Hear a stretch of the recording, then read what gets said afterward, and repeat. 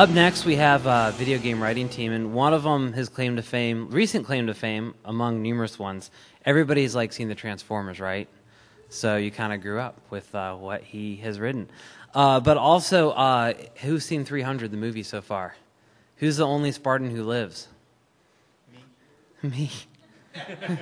The narrator, called Dilius, and this is Flint Dilley and John Zur. He actually went over to the Hot Gates with Frank Miller, I think, right, to research it back in the mid-'90s. So, and if you get the book outside, you'll see he's the first one acknowledged there. But they've also done the Chronicles of Riddick video game, which won many numerous awards for storytelling in games, and they currently are working on a number of other top-secret projects that they're going to disclose today. Right. We're going to break some NDAs today. Yeah. Today is the day that NDAs get broken. Real quick, what's the name of the... If you can just open up the drive and then go to videos. Videos. Okay. Yeah. And then it's the Chronicles of Riddick. Executable there. Thanks. Thanks so much. Are you hanging out for the evening? My wife's here with me, and I have a free pass for both of these, and I'll be in if you want. for the what? Majority of our time, I would say in the past 10 years or so, writing video games. And we write about 8 to 10 a year, depending on the project. Some are original titles that are either things that we've created. A lot of times we work on licensed properties that are tied into larger franchises for various film conglomerates. This particular title that we did, Chronicles of Riddick, the game was very successful. And it was part of the Riddick franchise, Pitch Black, with Vin Diesel. So really quickly, we just wanted to show you the trailer from it. Good, clean fun for boys, lots of violence, and it's as politically incorrect as it can be. And then we'll talk a little bit about sort of how we go through the process of doing them.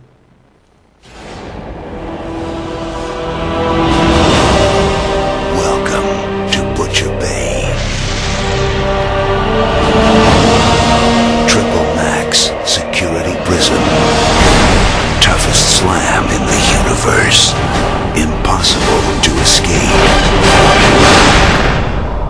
But then they'd never let me.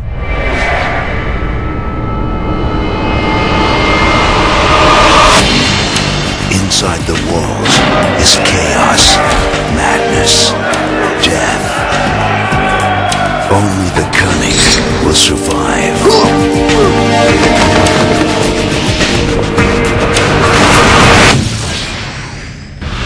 Only the power to see through darkness can save you.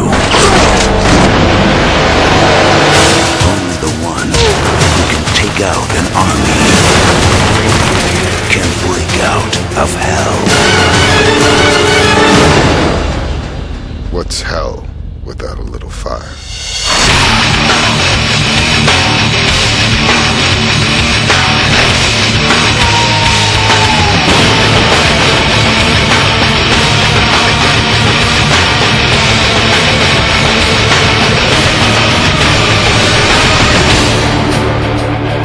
The dark can protect you. This game is rated M for mature. No kidding. No kidding, it's rated M for mature. So that was a very successful title. Actually was named Xbox Game of the year it came out, and did very well. We were very fortunate and very lucky that we got to work directly with Vin on the project, and he's a big, hardcore gamer. So it was a very fun game to work on. But as you can see, it falls within a certain pattern of the type of games that people are sort of used to seeing. And so part of what we wanted to talk about today was sort of how we go through the process of putting those ideas together and actually creating the storyline for a game like a first-person shooter, which is what Chronicles of Riddick was. Yeah, or we're happy to talk about whatever you want to ask about. I mean, the real thing to do is just treat us like interactive objects, and if there's if there's something you want to know, just put your hand up, and we can fast forward or delete or rewind or we're sort of do all that stuff. We're very light on theory and very big on sort of the practical aspects of what we do. A lot of people sort of the line we've used before is we don't consider ourselves artists, we consider ourselves craftsmen. And what we mean by that is, I'll give you the example that we talk about occasionally. It's like an artist waits for the muse to strike them, right? They can spend months waiting for inspiration. That's not the way we work. We're craftsmen. We pick up the tools every day. And so if you think of us, we're table makers. That's what we say we do. We make tables. And you come to us and you say, you need a table, we'll make you a table. And in 2 or 3 weeks, you get that table and you bring it back to your office or your home and you'll put it up and you'll put stuff on it, put books on it, and put a vase on it. And you go, man, that's a beautiful table. That's a work of art. To us, it's a table. And so that's the way we approach our craft. That's the way we approach the work that we do. When we're writing, we have deadlines, we meet them.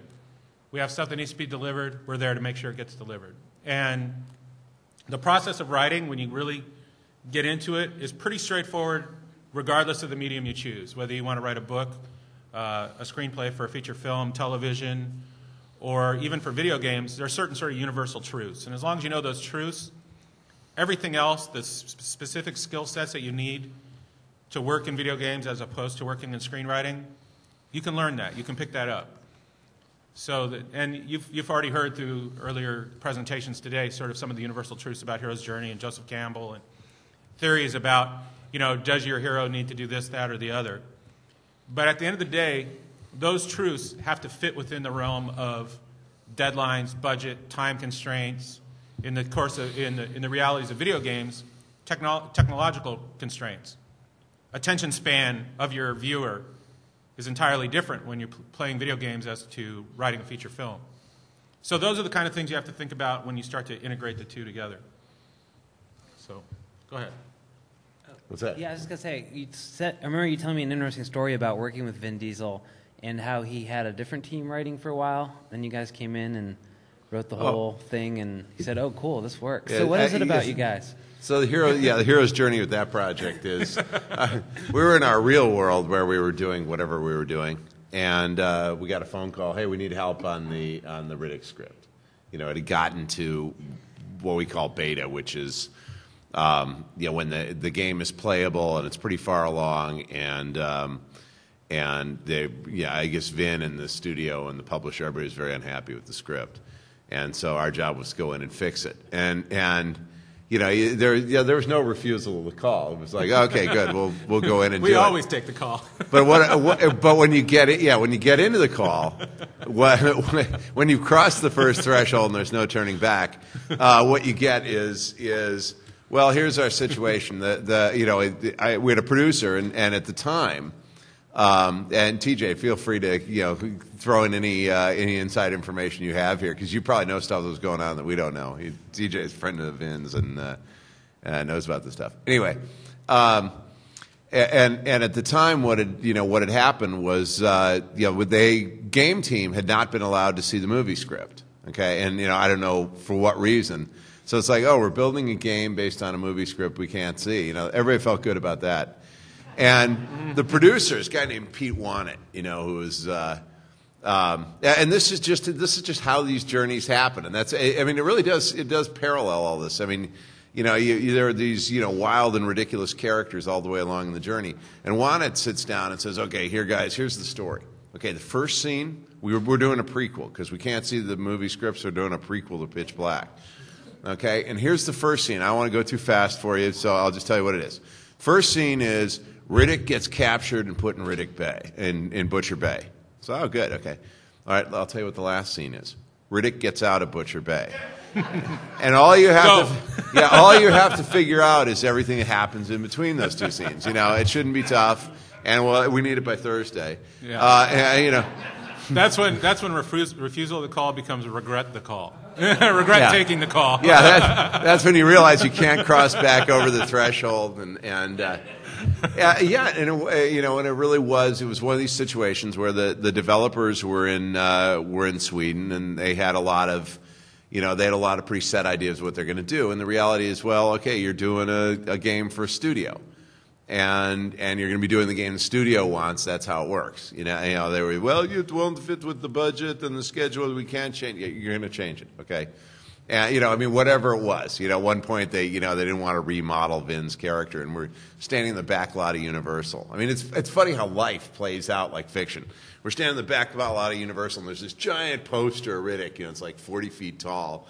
We're standing underneath it, and they're saying, well, we can't change the model. There's just no time. Well, they want you to change the model. Okay, and I mean, we can go to Las Vegas and bet on who's going to win this argument, but I'm looking at that, and I'm looking at you, and I kind of know where the story's going. So, I mean, we know who wins this one. Yeah, that was the first threshold. And there was meeting Vin, which was also kind of incredible. Yeah. That was, I mean, I don't know how far we have to go into it, but I mean, what you expect, I was expecting some guy out of Fast and Furious to show up with, 12 other guys, and, they'd be playing basketball in the recording session or something. I had no idea what Vin was like. Instead, what we get is this guy who sits down, goes over the script with us, and, and goes over every line, and is fixing it, is very focused, and he's really paying attention, which is rare. Usually when you get stars in your recording booth, they're just, they're trying to figure out when they're going to see their agent, And then while we're done with the script and the technical guys are adjusting the microphones. I think you had to go to a bachelor party at that point. I think so. Yeah, and I'm sitting there talking to Vin, and you kind of wonder, does this guy know anything about games? And all of a sudden he starts telling me these Dungeons and Dragons stories from like when he was in high school, and telling me about this character named Melkor that he played. And I'm sitting there for 45 minutes, realizing this guy's like, not only is he really a gamer, he's like kind of a geek. Because I started out designing Dungeons and Dragon modules. I mean, yeah, I'm a geek, but I'm looking at this, going, wow, this is a whole generation of people. Anyway, I have no idea what this has to do with the hero's journey. But anyway, yeah, Has to do with our journey. that was the belly of the beast, and we realized it wasn't a bad place to be. It was we were dreading the recording. So you guys are a writing team, which doesn't happen all that often. You guys have written a lot together. And what's the nature of the writing? Do you kind of complement each other, or do the same thing? Or? I would say, I think I can say in all honesty, we usually start every project with an argument, and then things get better. So it's usually our first. I would say our first. Well, it varies week or so. who the argument's with. Sometimes it's with each other. Sometimes it's with each other. Sometimes it's with the publisher. Sometimes it's with the developer. But. Because you're always starting with a problem, I mean, any project is a problem that you have to solve, But I think for writing teams, if you write with somebody else, what's really great is that usually by the time we've beaten the crap out of each other for a week of getting through the idea, at the end of that, what we have is better than if we hadn't gone through that process. So for us, usually we take the first week or so, if it's a licensed property, say we're doing Batman. We do a lot of stuff with Warner Brothers. So let's say we're taking Batman. We'll usually start by looking at if it's tied into a film that's coming out or tied into some other license that we have to deal with. We want to look at that. Then we want to break down the property. We want to know, okay, if we're doing Batman, what do people expect from Batman? Okay, he's a guy in a cape. He's a brooding superhero. Where's the Batmobile? Are we going to the Batcave? So you start breaking all of those elements out. And then we're looking for our main storyline that's going to carry us through that game. And usually by the time we've spent a week or so sort of beating that out and thinking it through and having our fights and figuring out how we're going to fit it all together, then the process runs super smooth. Because I'd contradict something John said earlier, because we do not approach it like craftsmen. Okay, craftsmen, because what the argument comes out of is you actually care about what you're doing. The projects we're not arguing about is, they're going to be squids anyway around, and you're standing there wondering, usually what happens is you start out really excited about the thing, and you get an idea that you really believe in and all that. At that level, I think I approach it like, an artiste, and then pretty soon you run into reality and you realize it's not going to be this great, pristine, brilliant thing that you were hoping it was going to be. And I usually just go through this period of despair, like, oh, no, another piece of crap. Okay, we'll get this thing done. All right, fine. And there's this minute when you get past, the glorious vision of the best project anybody's ever done for any reason, that's now gone. And this is going to be just a real dog log that, we're going to be ashamed of and not going to put on our resume. That's gone too. And somewhere after all of that is when you do the real project. You know, and that's I think what a lot of the phases are. I mean, it really does parallel, you know, a heroic person, except like in real life you lose a lot of the time, you know, and Well, you know, it ends up being a dog log and you're really ashamed of yourself, or you just realize that not all fights are winnable. Almost every video game starts with just an amazing amount of ambition, and we've never worked on a game that started with 12 levels that didn't end up with 6. I mean, that's just the reality is that, you know, ambition crashes into reality, crashes into schedule, crashes into budget. And usually when it does, things get cut. And so a big part of what we do, a big part of the specialty of writing video games is knowing going in what's going to happen. If you write a game and you make it, you hinge your entire story on a specific set piece in a specific location, I can guarantee you 100% that location will be the location that will get cut. Absolutely, going to happen every time. If you hinge your story on a specific character, that character will be cut. If you hinge your story on hang gliding, they're going to come back to you and say, oops, sorry, we can't do flying in the game. We just can't do We can't make the hang technology gliding, work, you know, so we don't have the engineering cycles. So a big part of the skill of writing for video games is understanding that going in and knowing how you craft your story and craft your set pieces to work within the context of, at some point in time, you're going to get what we call the bad phone call. And the bad phone call always happens about, I would say, about 8 months into the project. Yeah, well, what happens is everybody disappears for a while. You don't get any emails back, you know, and this kind of thing you used to be paranoid about, you know, and it's like, oh, maybe we haven't heard from these guys. Now what you know is you're getting the bad phone call. and that's always somebody calling, and we know it's coming. You know, every project, it's coming. It's all. I think everything you do in life, it's coming. Mark eventually. your calendar when it's going to happen. Yeah, and you know, so that finally you do get the bad phone call, and you know, the guy calls up. Oh, I hate to tell you guys, you know, we've had to cut, you know, 3 levels, and of course, you know, we're on the phone. We can't say, you know, we're on the phone. Oh no. Oh, I'm shocked. You know, I haven't heard of that. You mean they're really not putting the levels in? You're kidding.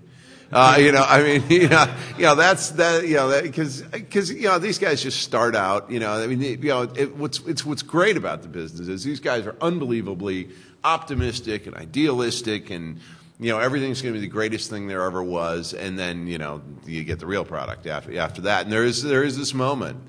You know, I don't know quite where it fits in the hero's journey, but there is this moment where you have to stop and say, okay, all right, guys, we've seen the design documents. All right, what are we really going to do here? And yeah, you know, and that's part of it. You know, it's the old military thing about how no battle plan ever survives first contact with the enemy, and you know that's you know that's what all this is about. Also, a big part of it too is that you have to understand that the games business is a process of iteration. It's not like movies or TV where you start by going, okay, we have our script. We've done our pre-production. We have our script. We've scouted our locations. We know where we're going. And sure, on the set, on that day, the actors are changing lines, or the director says, no, I want to change this camera angle, or you might decide, oh, we're going to cut that scene and we're going to rewrite that scene. Sure, that happens. But in the games business, the ground beneath your feet is always liquid. It's always moving. It's always shifting, because what will happen is people really don't know that they have a game until they can put it on its feet. And once they get it on its feet, then they go, you know what, we don't like the way this is working. We want to change this, that, or the other. So they build it again. And they test that. And they go, oh, wait a minute, this is fun. This part is fun. We never thought this would be fun, but this is really fun. Let's do more of this and less of this. And so what happens is, if you were to do a movie the way the games business works, you'd set a camera up in front of a storefront, and you go, okay, let's shoot that storefront. Then you go back and look at the dailies and go, you know what, we should shoot that at night. So you take your camera back out and you shoot it at night. Then you go look at the dailies and go, in a snowstorm. So now you do a snowstorm. And the building should be on fire. And you keep doing this over and over and over again until you get to a place where you go, ah, we got it. Well, for a writer, that's a really hard place to live in if what you're saying is you need a story that fits this game that's being conceived and developed. But at any point in time, your world can change. Characters can be dropped. Levels can be cut. Features can be added. Features can be cut. And so you have to anticipate how these are going to affect the story. And so a big part of what we do is we say we write them as we build them to break. So when Flint was talking about, oh, yeah, the bad phone call, and oh, no, they're going to cut 3 levels, we already know the fix. We've pre-planned in advance what the fix is going to be when those 3 levels get cut.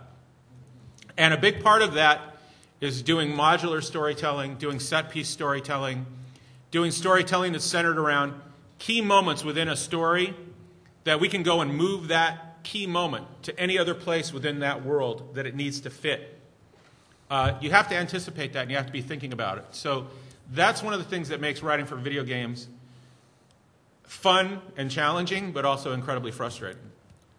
Well, the other thing, too, it's just kind of a point off to the side of all this, is more and more we're finding that the video game business and the movie business and the television business and the comic book business, it's all one big business. And what we tend to work with is we tend to work with an intellectual property that sits at sort of the molten core of that whole business. And we try to figure out, well, how do you best express that in a video game? Because everything, I mean, obviously, we're talking about a certain octane of stuff. We're doing Transformers and Fantastic Four now. With certain movies, obviously, you don't make video games out of them. I mean, nobody wants to see the $1 Million Baby, boxing sim. They don't want to see it. But in the octane of stuff that we work in, which is heroic stuff and all that, it's you just think of it as you're part of this, 24/7 endless world. The demo you saw before is literally, that's the world where there is no linear expression of it. You're not seeing movies of that or comic books or anything that people actually go and live in the world. We don't do that. That's not, I mean, our specialty is we have characters that are specific characters who are owned by people, and our players want to come be Batman or James Bond or whoever in a game, or they want to be the Fantastic Four. They don't want to create Vlorf the Unbelievable and start them out at wood chopping. It's just a different kind of game. There's not one that's right or wrong. It's a different universe that we find ourselves in. But obviously we have to keep very much in mind where we fit into the universe that we're functioning in. That we're in service to a movie, and we're in service to a comic book, and we're in service to online and novels and so on, which is a different challenge. Yeah, and the other big thing too is understanding how your audience, or in the case of games, how your player wants to interact with the media you're presenting. And there have been a lot of people that have made the transition from writing for television or writing for films and starting to transition into doing video games. And we'll read some of the scripts that we may have to come in and doctor or fix. And usually there'll be some 10-minute opening sequence. And I don't know if any of you have played video games. I assume everybody here has. You realize the first thing that a player is going to do is start slamming the start button to get past that cinematic as fast as possible because they want to start playing the game. And so you have to understand what the anticipated actions your player is going to take are when they sit down to play that game.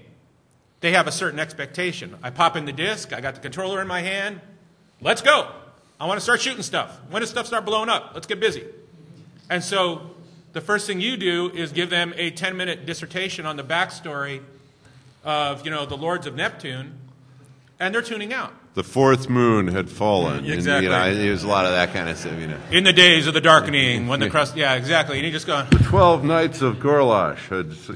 And we've all played that game where you're literally suffering through the opening cinematic just so you can take the controller and start getting... So you have to understand that stuff too. And it's starting to change. People are starting to realize now that you make a mistake when you make a game's opening level its most boring. There used to be a lot of games that would start with a training mission. You're a super secret, stealthy, agent. Okay. And we're going to let you into this empty room. And the only thing you're going to be able to do is jump across this chasm. You have to try a lot of times. You're the toughest super agent in the world. Let's put you in a warehouse with a bunch of crates. Okay, now here's how you jump. That mentality is going away in the video game business because they realize, much like traditional entertainment, that you have to hook people. If anybody's taken a screenwriting class, you always get the old, hey, you got to hook them by page 10, or the reader's going to throw it in the recycle bin, right? You better be doing something exciting. You better have hooked me. By page 10, I better want to read the rest of this or forget it. Well, in the video game business, it's kind of the same way. Think about where that game is going to be when you go to Best Buy or Target or Walmart or take your pick. It's sitting on the end cap, and people aren't going to be able to play it for 3 hours to get to the cool stuff. They're going to want to see the cool stuff within the first 5 minutes. And so you have to start giving them the cool stuff within the first 5 minutes. And that's another part of sort of a specific skill set that's different than a film. A film can take time to develop. A film can take 45 minutes to give you the backstory and get you into the characters and have you understanding why this guy finds himself at this certain nexus in his life. In a video game, you just don't have that. Because the expectation of the person holding the controller is, engage me. I'm ready to interact. And if you're going to tell me story and make me care about this character, you have to do it within the context of me having control. I'm not going to sit here and watch this for 10 minutes. I want to start playing. And so those are the kind of things you think about, too, when you're creating a franchise or building a franchise that's got multiple streams. I'll give you a perfect example, and it's actually what Flint was talking about with Riddick.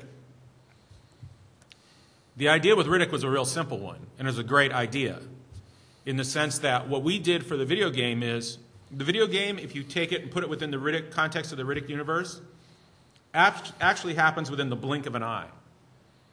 The time frame that it actually happens within the context of the Chronicles of Riddick film is the blink of an eye. And the entire game is Riddick's memory of 10 years ago.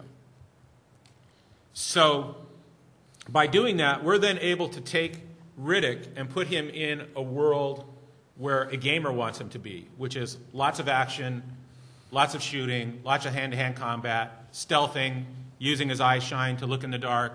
We're able to take him and move him into a place where we can let him exploit all of that, but do it within the context of the larger franchise as this memory that's triggered by Johns, who's the other mercenary, telling Riddick, yeah, Butcher Bay, remember Butcher Bay. And Butcher Bay just happens to be the hardest slam in the Riddick universe. Slam being another word for prison. So, in case you don't know Riddick speak. So that was how we were able to do that, and how we were able to take the franchise and move it into a game world and move it into a place where the gamer's expectations can be met. So anybody have any questions or stuff you want to talk about? Or yeah. I'm curious what there's all these video companies that fail, and just curious, in your opinion, like, is it their writers aren't good enough, or they don't have the artists? You mean why the game company itself fails?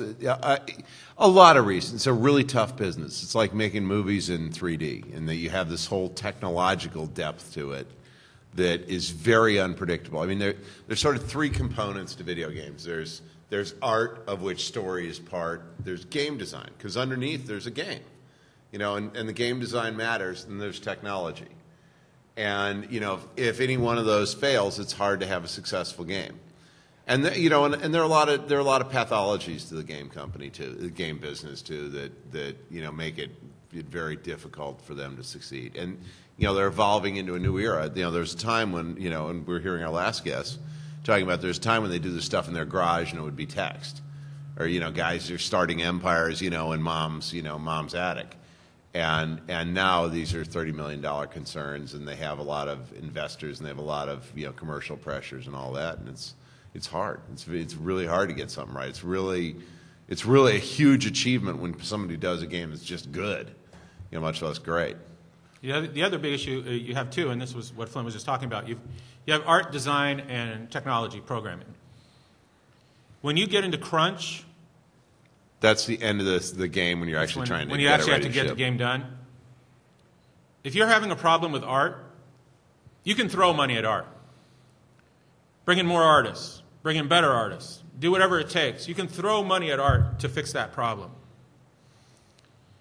If you made a mistake in design, it really doesn't matter how much money you throw at it. It ain't going to get any better. And if you have a technological problem, if you're running a proprietary engine, you can throw all the money in the world you want at it, but you may not be able to fix it. That's why a lot of the games today are being done with what's called middleware, which is basically you go out and license another person's engine. The gentleman that was just speaking before us is licensing his engine to other people to let them build games on it.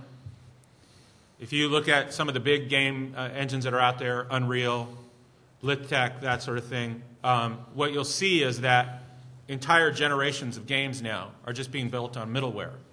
And the reason for that is you can take that part of the problem and solve it.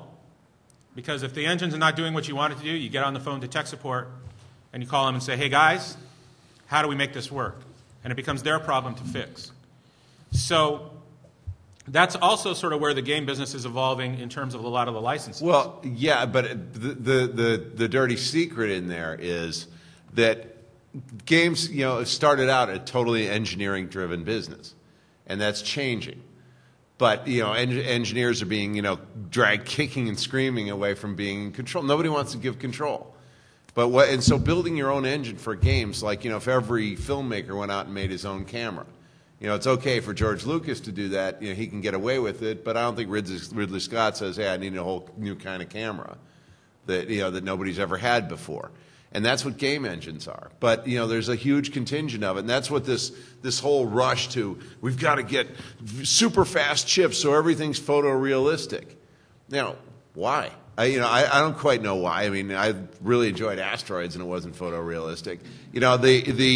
But that's just driven in a weird. I mean, I understand it. I mean, I'm being a little bit silly, but I mean, I understand the impulse. But anybody standing around last Christmas realized the Wii, with goofy, primitive little graphics, definitely took the show over PS3 with it's probably the most sophisticated piece of consumer electronics ever been sold by anybody. And that's because the Wii, you could go in and do something that was actually fun for humans to do, as opposed to just being blinded by the visions, And I think, beauty only gets you so far, in a game. It's the screen looks really great, but after a while, you don't care what it looks like. You're asking if you're having fun.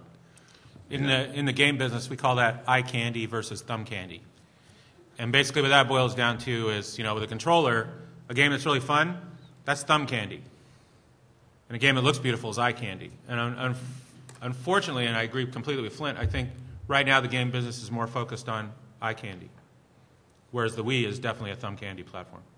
Yeah. Where do you think gaming is headed as far as merging into film? I think it's going to be everything. I mean, a lot of I get a lot of arguments. It's like one of those how many pins can you stick in the head of an angel kind of arguments you get in with people. But about what the ideal game is.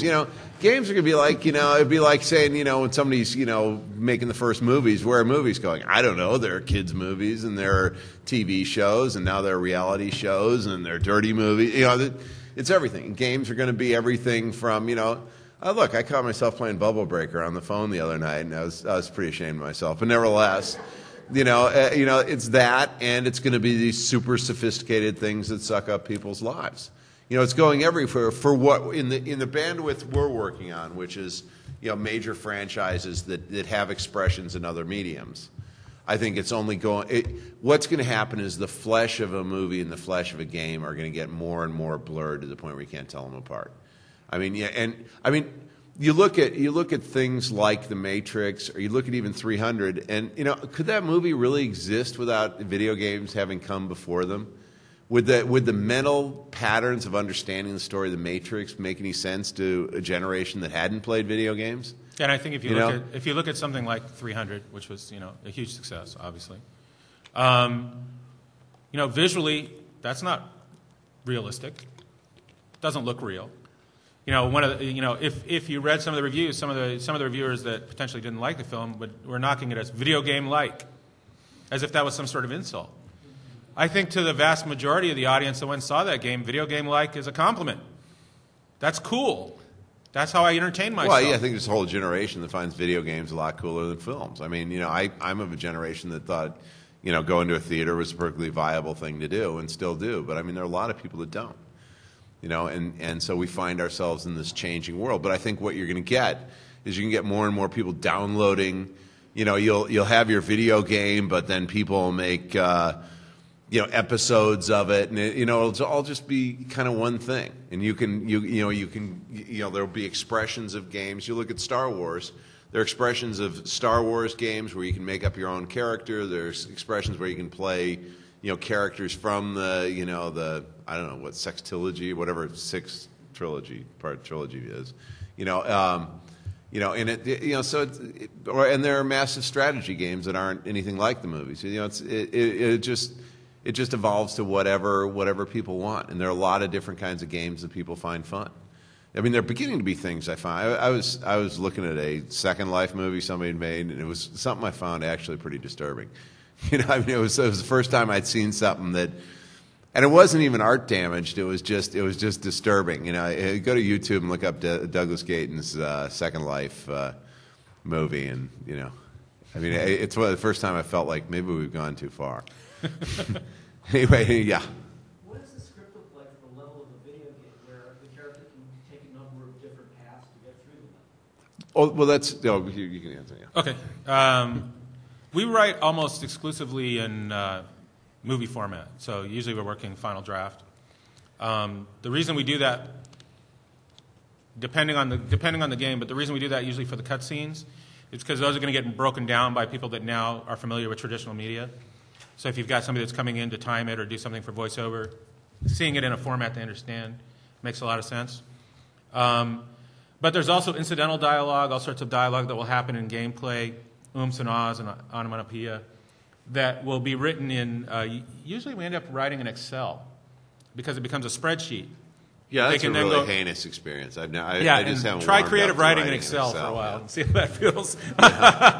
But it's not the most It writer-friendly really format. feels warm and cozy sitting there, trying to figure out, am I in the right box? It's definitely not a writer-friendly format. Yeah. But the scripts themselves, depending on the script, for a standard sort of like action shooter like Riddick, that was about a 150-page script. And depending on whether we do branching, and branching is just from a storytelling point of view with video games, it's whether the story goes left or right, yes or no. And there are a million branches- different subdivisions. of Branches branching can have permutations that go off almost to infinity. We try and avoid branching as much as possible. Just because what it does is it sort of creates false choice, and many times it distracts from the through line of the story. Also with branching, you can end up building a lot of assets that never get seen because the person takes the other branch. Branching's probably the biggest feature that when people tell you, and we're going to have this story where you can make certain decisions, and you go, we know, okay, we're not going to have that story. It's going to go one way. I mean, that's the first thing that gets flushed because it's in a certain way it's not satisfying. That having been said, what we want to get to with games is where the actual gameplay is the plot. And you really think about it that way. It's not, we're writing a cinematic, and then there's a bunch of stuff blowing up, and then we write another cinematic to tell you what that meant. The idea is when you channel through the game, we should structure it dramatically. I mean, that structure doesn't go away. Beginning of a level, there should be a hook and something really exciting. And then there's a bump, there's something that spins the plot around it, or a reversal, that spins the plot around a way you didn't want it to. And then you build to a climax or a cliffhanger, which, in a game could be a boss level, or it can be, some challenge. And then you get out, you want all that structure, you just build it into the gameplay. I mean, if you're playing God of War and a giant, Hydra comes ripping out of the deck of the ship, is that a gameplay thing or a plot thing? Well, yeah, it's both. That's where we want to get to. It's very hard to get that to happen. I mean, that's the next, the quantum breakthrough we're going to have. And we've never had something fail where we've actually put together game templates, in the book that you've noticed hasn't arrived today. But, we put together templates and all that where people really are grafting the gameplay to story. And that's where I think, it's an answer to your question, where I want to see what we do go. That everything about it has meaning. It's not just, beat up 50 ambient villains and have, Captain Spank, come and yell at you and then, do that. Yeah. I'm sorry. Go ahead. Go ahead. I'm sorry. Go Oh, sorry.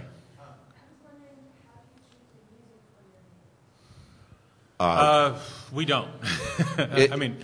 I mean, we have very little say over the kind of music that goes into the final game for writing it, but we do. Flint writes to incredible soundtracks that he sends to me sometimes and says, "Here, put this on when you're writing." A lot of times when you have a project and you want it to have a certain feel, I'll just sit there with with iTunes and I'll build my own playlist and just try to tone it so you're listening to the same music because you'll be writing things for tens of hours. And a lot of times you just key yourself into it, so you just put that music on and you're thinking about, you're back in that story again. But usually the music in a video game is a business deal. Yeah, I mean, it's just...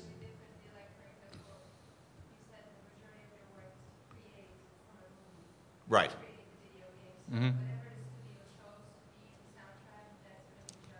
Yeah. If the game company's willing to pay for the studio contract, Exactly. a soundtrack, that's just because that's hugely expensive. But you will see in a lot of the major titles that come out now, some of the bigger titles that come out from some of the publishers, major publishers, you'll see a lot of well-known, name composers in the film business now doing video game work. Well, and name musicians doing Absolutely. songs in games Absolutely. because that's a great way to get exposure. Absolutely. But yeah, the soundtrack is something we have very little control. We will call music cues and sound cues now and again if we think anybody will pay attention, if it means anything. But that's really very much to do with that's the business of the business. No, it's actually, when you mentioned that, a real quick side trip. When we write the script, a lot of times we'll have a call out saying, this is where we'd like X, Y, or Z to happen.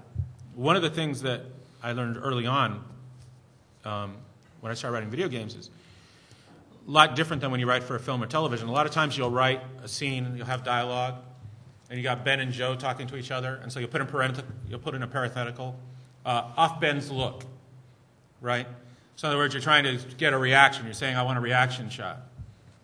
Well, it used to be if you put off Ben's look 2 years ago, 3 years ago, from a technological standpoint, the graphics couldn't support that.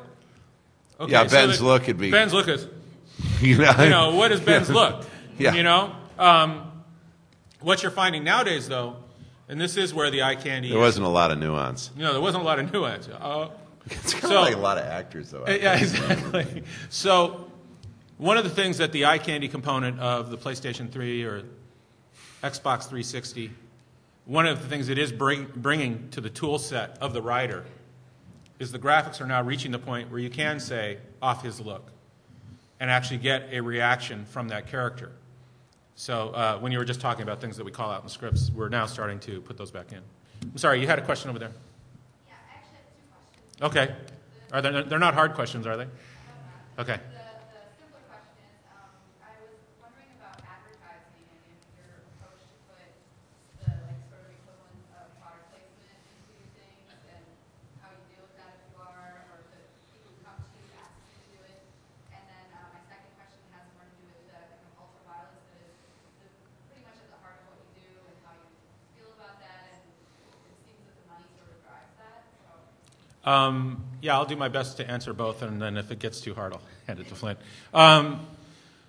In terms of advertising, a big part of the revenue in games is now starting to be the same thing that it is in film and television, which is product placement. It's absolutely happening. The latest Battlefield game, I don't know if you guys have played it, but you can't actually play the game unless you let yourself log on to their servers. And when you log on to their servers, they actually have updated ads. So there's a show on the Discovery Channel called Future Weapons. And if you go play Battlefield today, I guarantee you at some point in time you'll run into an advertisement for Future Weapons.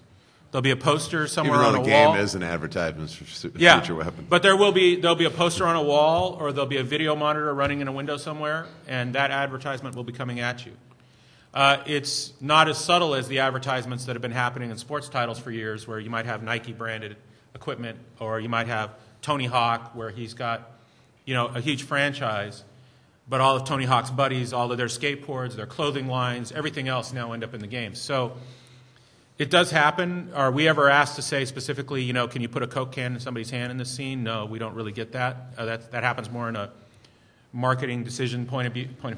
Yeah, it would have to happen am I in getting a for this, thing. by the way? But I mean, we're heading to a world. I mean, what's really interesting is, we're going to see an advertising world where everything's going to look like a NASCAR. I mean, it's just you're going to see banners and stuff splattered all over everything. What's very interesting is you look around this room now, and this may be the first time in really in sort of my conscious adult lifetime, I don't see anybody wearing any overt advertising or clothing that's selling stuff. There probably is, but I mean, you're not seeing the T-shirt with the funky thing. You're not seeing as many shirts with the name of the store on the shirt. Yeah, I mean, I think there's kind of a reaction with real people against that, because everywhere you go, there are banner ads. I will say that we have been approached about a year ago about writing a project in which everything that would be in the project would be for sale. So imagine that you had a Pottery Barn magazine. If you open up Pottery Barn's magazine and you look at the way the magazine's laid out, they lay out a living room. So imagine you did a scene in that living room with people wearing clothing you could buy. And so now you've got content, but you say at the end of that content or at any point in time, you click on that sofa and you can buy that sofa. So everything in that world in essence is product placement. You could probably sell a lot of flamethrowers that way too. From, because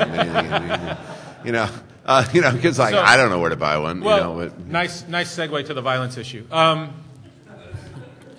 Yes, we do a lot of violence. Is violence an absolute necessity in video games? No. But, in our particular genre that we work in, it's an expectation that if you're going to get a gun, you get to shoot it. And if you're going to shoot stuff, you're going to shoot lots of stuff. And, there have been you can probably go and find thousands of dissertations on whether that's a good or a bad thing for society and how people feel about that. My personal feeling is, and this is just me speaking, Flint may have a different opinion. My personal feeling is I look at video games as not an encouragement to violence, but as a release. And so I think that for every kid that goes and plays a video game and gets to shoot up a bunch of aliens, that's a kid who's not going to go shoot up a mall. Because he's got another place to take that outlet. He's got another place to focus that energy. And I think some of the political correctness has really damaged, especially boys. We used to be able to go play cowboys and Indians. We used to be able to go play war. We used to be able to go take a branch and break it off a tree and run around and shoot at our brother in the backyard. We don't get to do that anymore. We used to be able to dress up like cowboys and actually wear a holster. Now Woody gets a holster, but he doesn't get a gun. If you know what I'm talking about, Toy Story. So he's a sheriff. Okay. But, so... That's a Viagra. I know, that's exactly. So, for me personally, I look at video games as a way for people to go blow off steam. And if somebody can go and sit down with one of our games and blow crap up for 2 hours, and that's the way to channel that energy and frustration that they may have, and turn it into something they find enjoyable and something that they want to come back and have that experience again, then, shedding virtual blood is fine with me. I have no problem with it. I think games, one of the things people sort of misunderstand about the gaming business is they see games as a medium for children. It's not. The vast majority of Xbox 360 players are adults, the overwhelming majority. We're not targeting a 14-year-old audience. A, because we don't want them. B, because they don't have the damn money to spend on the games. It costs $60 to buy the latest generation game. That game is going to be purchased by mom and dad. And so if mom and dad are buying that game, that has to be a game that they're going to approve of, or it has to be a game that dad wants to play. And that's where the market is. So I think for specifically the kind of stuff that we do, yeah, there is kid-friendly violence, and we do it. But it matches the theme of the project we're working on. So, for instance, we just did Fantastic Four. Fantastic Four has a level of violence that's thematic.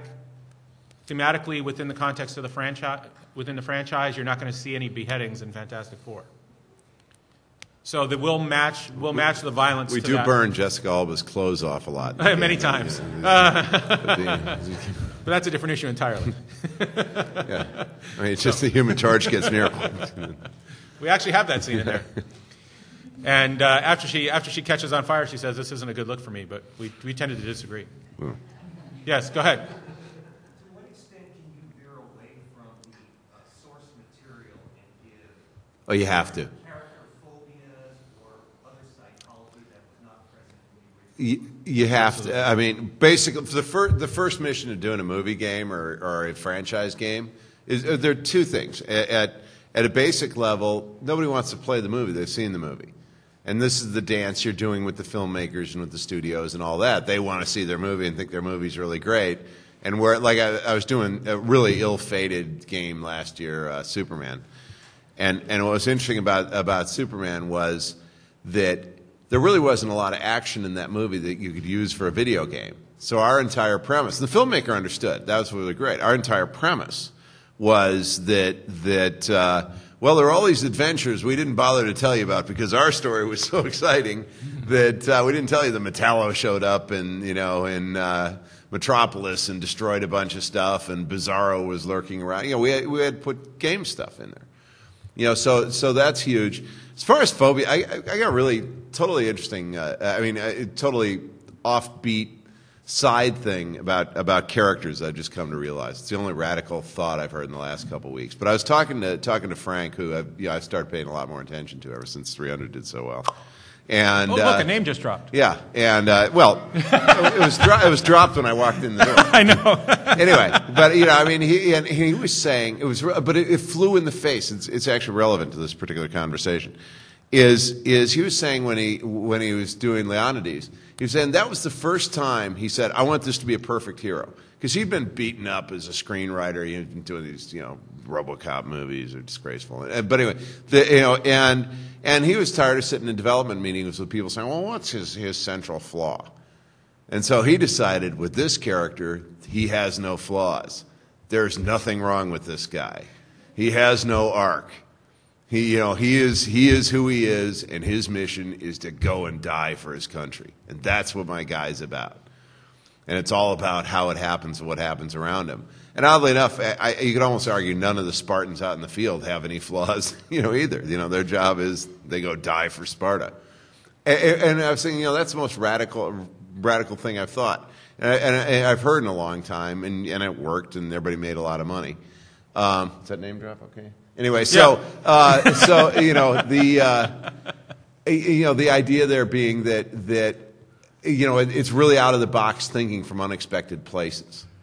And so you can put flaws in there. I mean, obviously, if you're in most role playing templates, you have to put flaws into your characters. You give them something that's wrong with them, and you only have so many character points you can expend creating your character. So you're going to have flaw by virtue of the fact that you simply don't have enough points to make your character flawless. Does that make any sense? You see what I'm saying? Have you ever played an RPG? And as far as for our drama, it's not. I don't know that that's what the medium wants to do. It's not a medium of you go to a lot of game writer conferences and stuff, and they're asking, well, will we ever do things that make will make the players cry? I mean, will we ever get our drama to that point? Which other than being just a real wiener question, it's you're asking something in the medium. I can't. I've yet to see a movie that made me throw my controller. They're just different things that that mediums, different emotions that they go for and can deliver. Yeah, I was going to say too. Just a real quick side note on one of the things that Flynn and I talked about with Frank one time too was this idea. Was that a name drop?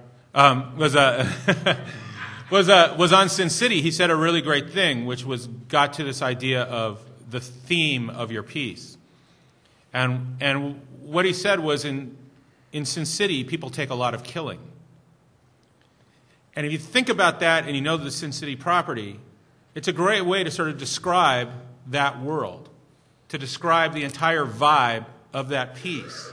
People take a lot of killing, and so when we're working on a project very quickly, very early on in the project, we try and come up with our own theme, our own one-sentence thing that sort of encapsulates for us what this world is about and what these characters are about. So it's a slight divergence, but I think it sort of touches on the same thing you were talking about. Where it's really relevant to games, too, is you really have to figure out the physics of a world. In other words, John Woo made an entire career out of deciding that .45 caliber bullets function basically like BBs.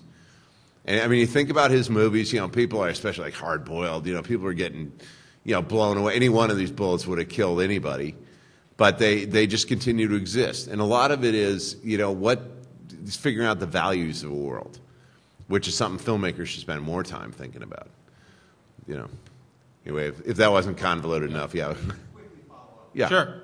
I understand that physical impediments, hand-to-hand violence, weaponry, are the essentials of what you do. I'm not negating that.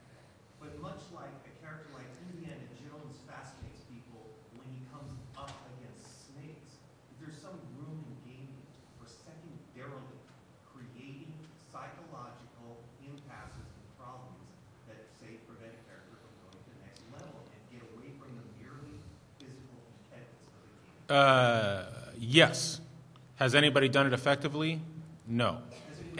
There have been a lot of games with flawed characters and characters with fears and phobias and that sort of thing. But the trick is how you allow those to be expressed in a way that the player can interact. Yeah, I with. mean, let's riff on how you would do that. Because a game is about problem solving by its very nature.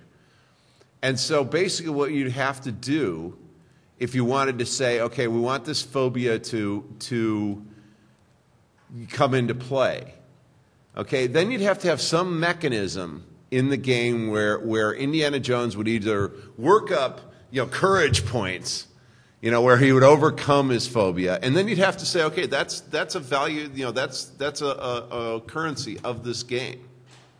Okay, and we're going to build this into everything in the game, and it's all about getting Indiana Jones courage points. Right. It would change. There's Like certainly the game design. You could do a hypothetical where you could have a character that's afraid of heights, and then build a level where that character now has to go and walk across the top of a skyscraper. And when they do that, how are you going to impact the player through gameplay? Are you going to make the controls muddy? Are you going to do something on the screen? Are you going to make that character wobbly? What are you going to do that's going to allow that fear to manifest itself in a way that the player gets to engage it? Yeah, there are trick. games that have done that kind of thing pretty well.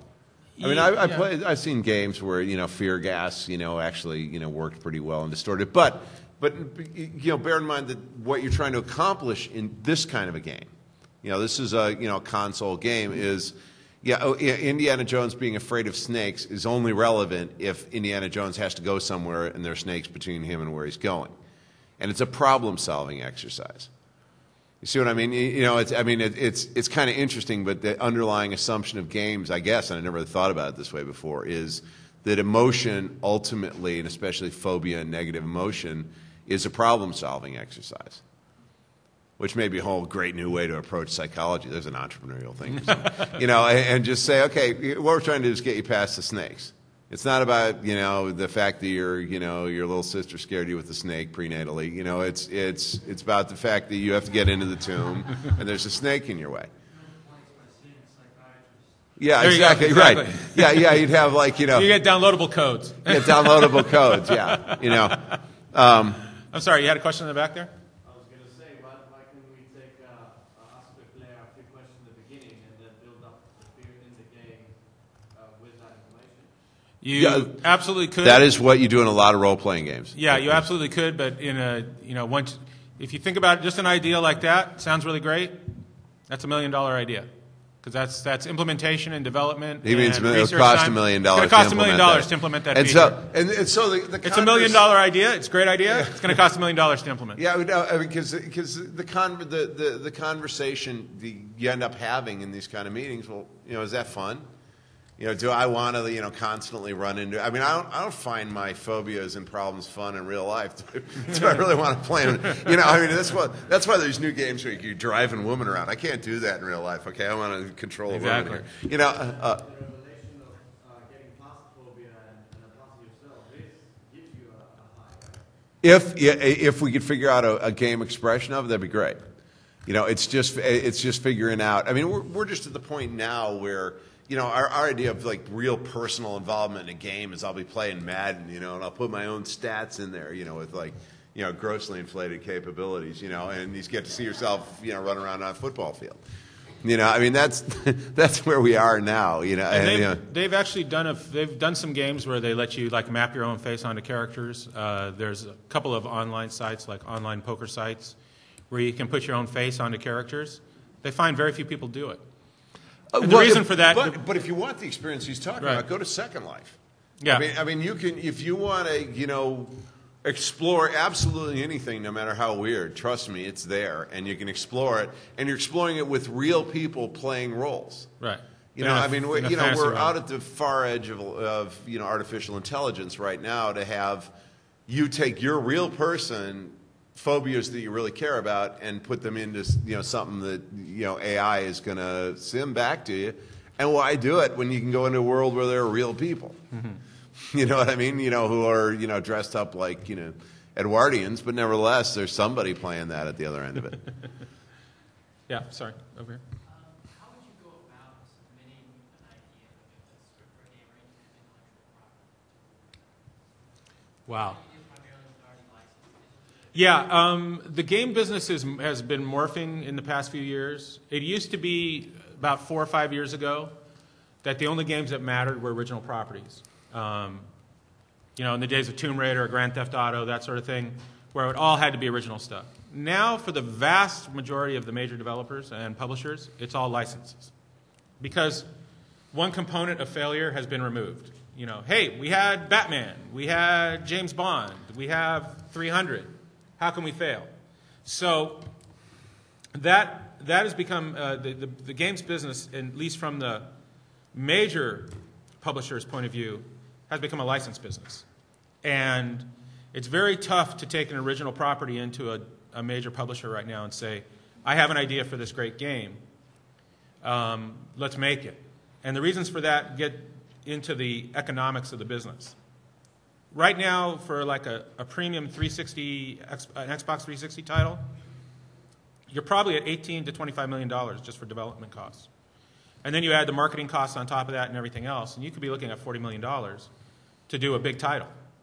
If you look at a title like Halo 3 coming out from Microsoft, that'll be $100 million all in by the time they're done with it. But that's an original. That's an original title, but it's sort of. So is Gears of War. I mean, I see it slightly differently. I think what it is now that it's a real business and you have like marketing guys in there and they're all trying to protect their job. You get in a lot of trouble if you're some marketing guy saying, "Hey, I did Gears of War and it failed." Then, hey, I licensed James Bond and just nobody wanted it. I mean, and that may be a highly cynical belief, but I just think that now people want to, it's silly in a creative business to say, okay, we're going to bet on a sure thing with a track record. I mean, when have we ever seen that work? But exactly. You when you're in the boardroom with Donald Trump, you can explain that you licensed, Batman, and sorry, it didn't work, as opposed to you took a chance. The other thing, too, that happens in game development is probably, I would say, the first or second meeting, the marketing guy's there. And the marketing guys have an intense amount of power, amazing amount of power to say yes or no to any game. And at the most inconvenient moment, absolutely.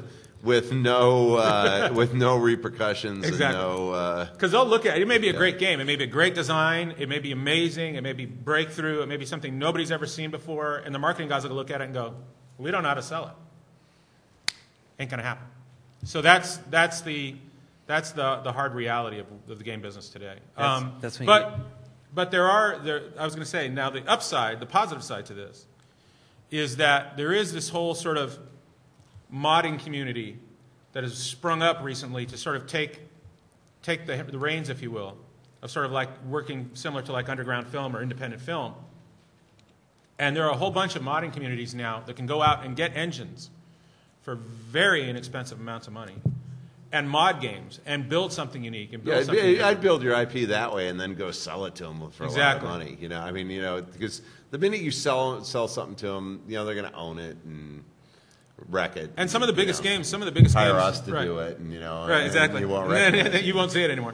But some of the biggest games, recently have started that way. Counter-Strike being a perfect example of a game that started as sort of an underground thing, became a mod, morphed into being, a developer, a real developer. We kind of have to start going, but thanks so much. You guys also have a book coming out, Writing for Video. When should that be due out? Well, that's a $40 million question. Yeah. We had a publisher die on. Well, Skip probably has a better idea than we do. Theoretically, it is now next January.